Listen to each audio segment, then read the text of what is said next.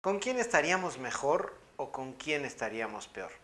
Esa es la pregunta que prolifera en las redes sociales a unos meses de las elecciones federales, en las que por supuesto habremos de decidir quién será nuestro próximo presidente.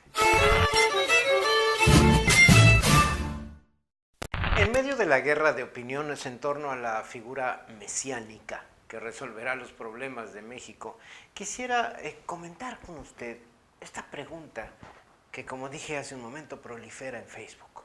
¿Con quién estaríamos peor? No, mire, yo no creo en ninguno de los precandidatos a la presidencia. Todos y cada uno ha llegado al lugar en el que está por sus habilidades mal llamadas políticas. Y digo mal llamadas porque la política es o debería ser la más alta expresión de la ética aplicada. Y hasta hoy, por lo que percibo como intención moral entre los que escalan puestos políticos, no veo ninguna intención moral, y menos aún en los contenidos de sus discursos.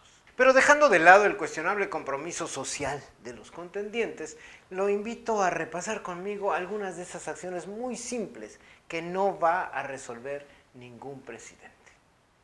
¿Qué le parece el respeto a las líneas peatonales en favor de una convivencia y en favor de la urbanidad y no por miedo a la sanción? ¿Qué le parece respetar los señalamientos en las carreteras y en las calles? ¿Qué le parece evitar la suciedad y el desorden que estén donde estén, así se les haya asignado un lugar específico, ocasionan los vendedores ambulantes y quienes consumimos sus mercancías? ¿Quién, sino cada uno, va a evitar esas 45 toneladas de basura que se generan cada semana en las playas de nuestro país? ¿Quién es el presidente que va a crear la conciencia suficiente en aquellos que, a lo mejor usted lo ha hecho, en aquellos que pretenden buscar una palanca o evadir la ley mediante ciertos chanchullos? Y yo le pregunto, sin ser tachado de antidemocrático, ¿quién puede regular el lanzamiento de candidatos? Para que por lo menos tengan una mínima preparación y no se trate de oportunistas que favorecen la democracia. ¿Qué presidente que no se diga que atenta contra la economía de la libre empresa podrá regular el consumo desmedido de artefactos que no es posible reciclar? Y la absurda e incontrolable proliferación de, ¿cómo se llaman?, galerías o plazas comerciales, que se levantan incluso en lugares que en otro tiempo fueron espacios verdes. ¿Quién va a regular la vergonzosa, sí, la vergonzosa industria del agua embotellada?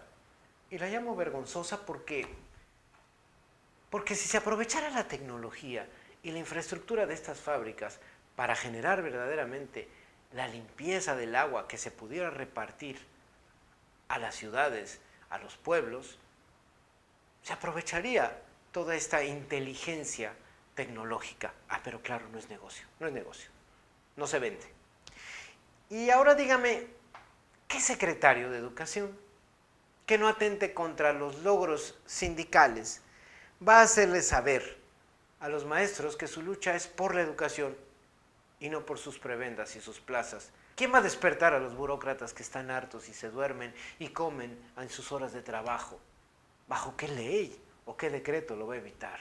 Y sin que sea calificado de amenazante a la expresión a la libre expresión, ¿quién va a enseñar el respeto de los espacios visuales, auditivos, olfativos, que están contaminados de mil maneras, con músicas estruendosas, con carteles deslumbrantes, con olores agresivos, fétidos?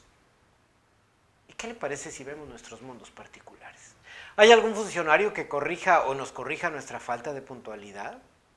¿Que corrija nuestro descuido en las suciedades que se generan, por ejemplo, en el transporte urbano, tanto en las unidades como en los conductores de estas unidades? ¿Quién nos va a hacer, por favor, conducir sin estar mirando el celular o cruzar las avenidas con auriculares que ponen en riesgo mi vida y la del conductor que posiblemente pueda arrollarme? Pues mire, en este mundo de leyes, donde la mayoría evadimos nuestra personalísima conciencia, Esperamos que nuestra conciencia precisamente la guíen las leyes. Y mientras tanto, prevalece el abuso, el gandallismo, la intolerancia a las diferencias sociales, a las diferencias de género, la discriminación, el desprecio a las diferencias, enarbolando verdades absolutas mediante la violencia verbal. La conciencia cívica, creo yo, y la promoción de la cultura y del estudio es un asunto personal. Es un asunto de comunidades conscientes y comprometidas con la historia, con una historia que estamos construyendo. No se trata de medidas gubernamentales y de nuevos presidentes mesiánicos.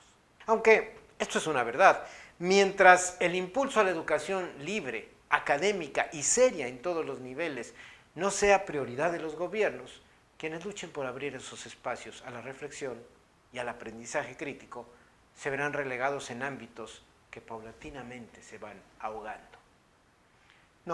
No sé con quién estaríamos mejor o con quién estaríamos peor. Pero de lo que estoy seguro es que mientras no asumamos nuestra propia responsabilidad, estaremos peor cada día. Los cambios no se dan de manera automática en las urnas. Usted y yo lo sabemos.